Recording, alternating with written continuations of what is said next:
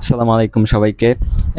ইংরেজি যে ২টা ভার্বকে নিয়ে অনেকের মধ্যে কনফিউশন থাকে, সেই ২টা ভার্ব হচ্ছে ট্রান্সিটিভ ভার্ব আর একটা হচ্ছে ইনট্রান্সিটিভ ভার্ব। এবং ট্রান্সিটিভ ভার্বের চেনার সহজ ওয়ে হচ্ছে ট্রান্সিটিভ ভার্বের পরে ডাইরেক্ট অবজেক্ট থাকে, ইনট্রান্সিটিভ ভার্বের পরে ডাইরেক্ট অবজেক্ট থাকে না।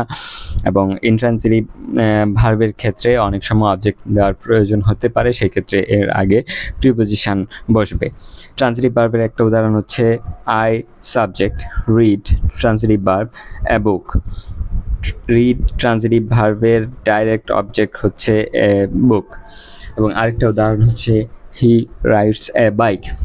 রাইড ট্রান্সিটিভ ভার্বের ডাইরেক্ট অবজেক্ট হচ্ছে এ বাইক। এটা হচ্ছে ডাইরেক্ট রাইড ট্রান্সিটিভ ভার্বের ডাইরেক্ট অবজেক্ট হচ্ছে এটা।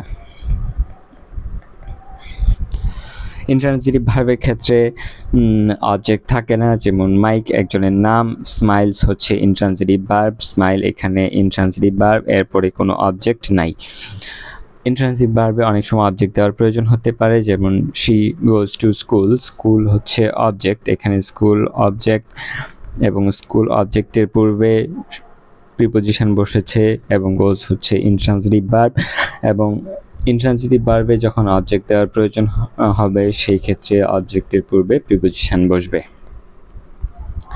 ট্রান্সিটিভ ভার্ব চেনার আরেকটা ওয়ে হচ্ছে ট্রান্সিটিভ ভার্বকে যদি কি বা কাকে দিয়ে প্রশ্ন করা হয় এবং আনসারটা যদি হয় অবজেক্টটা যদি হয় আনসার, সেক্ষেত্রে সেটা হবে ট্রান্সিটিভ ভার্ব। সেরকম হি রাইডস এ বাইক, সে রাইড হচ্ছে ট্রান্সিটিভ ভার্ব এখানে।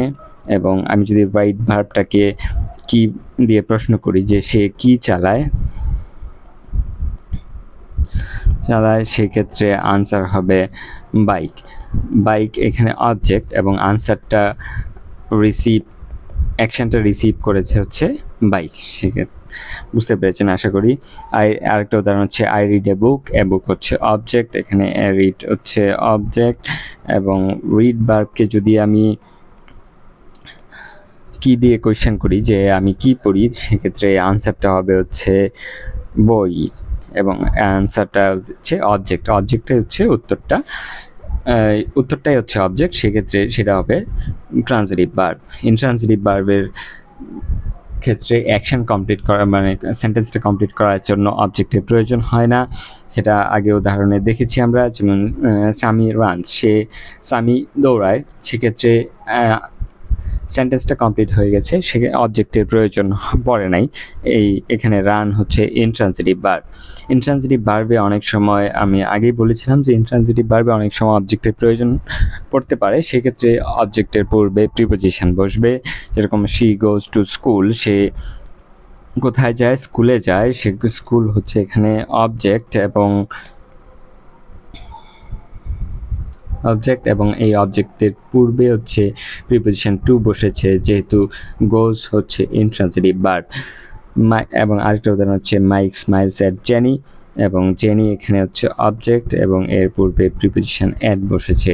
আশা করি আপনাদের কোনো কনফিউশনগুলো দূর হয়েছে। যদি আমার কাছে কোনো প্রশ্ন থাকে বা আমার কোনো ভুল হয়ে থাকে, সেক্ষেত্রে আপনারা কমেন্টে আমাকে জানাতে পারেন। এবং আজকের মতো শেষ করছি। সবাইকে শুভেচ্ছা।